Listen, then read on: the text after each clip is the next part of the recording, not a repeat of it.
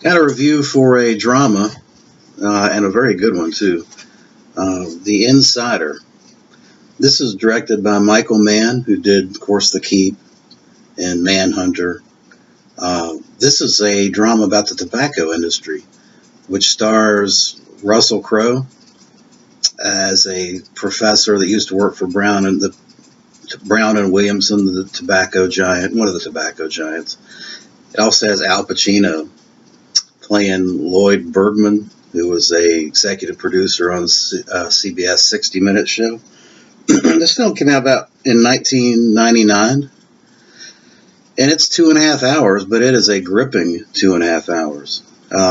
This film was nominated for 7 Academy Awards, including Russell Crowe for Best Actor, and deservedly so. Probably, well, I'm kind of partial to Cinderella Man, but man, he was great in this, and it was probably his first big role. Originally, they were looking to have Val Kilmer play the role. Thank God Russell Crowe got it, because he just knocked it out of the park. But you got Al Pacino playing a totally different role from the villains he's typically played in the past.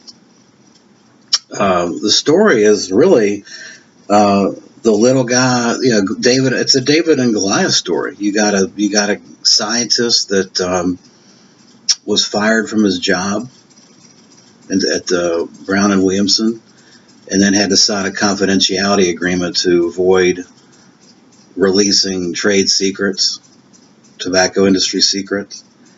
And I guess he was basically persecuted by the company to the point where I think it actually, if the film follows the truth, it actually pushed him to go ahead and be a voice out there and get on 60 Minutes and go through the process of going through depositions to bring about to the public what's going on in the tobacco industry.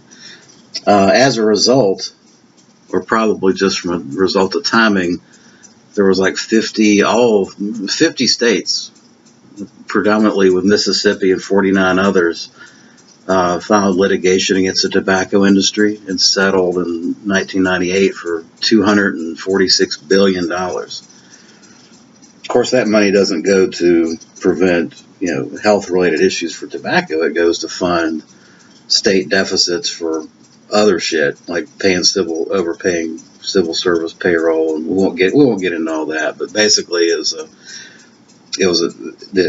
funds that the states got from suing the tobacco industry is just another surplus coffer, and the tobacco industry basically had to. Some of the things that came out in this as a result of the litigation was the fact that tobacco industry viewed cigarettes as nicotine delivery devices, which sounds kind of obvious, but what they meant by that was whatever we can do to enhance and accentuate that delivery of nicotine through your system, i.e. through chemical means, whether it's ammonia or toxic chemicals like coumarin. If you include that in the process of the tobacco making process for cigarettes, it'll enhance the effects of tobacco, thus creating more of an addiction, thus creating more people buying cigarettes, right? Coumarin, interestingly, is a natural product in plants, as it turns out. That it's found in strawberries, cherries, but at high levels, if individuals get high levels of this coumarin in their system, the result is liver cancer, kidney cancer, and of course, damage done to your lungs is obvious. But those drugs, or those chemicals, if you will, injected into tobacco is still being used today, even though there was litigation as a result of it. So the enhancements, whether it's ammonia or other products that are in tobacco, those things still occur today. And interestingly enough, coumarin was actually included in fragrances. and perfumes to limited, and vanilla extract. But when you get these flavored cigarettes or flavored cigars, that's probably got coumarin in it, which is toxic over time at high levels. But what a great movie! I mean, man, it's for 2.5 hours. And a drama to boot. It's a gripping drama. If you like All the President's Men, that would be a analogous to this. I mean, I enjoyed that movie as well. This is kind of like, of course, in All President's Men, you've got two reporters trying to figure out who Deep Throat is. In this, you know who the Deep Throat is. It's Jeff Wigand, i.e. Russell Crowe. Now you've got Jeff Wigand, though, the Deep Throat, essentially battling for his life against a big corporation that wants to shut him up. So a variant on that, but a really fascinating story.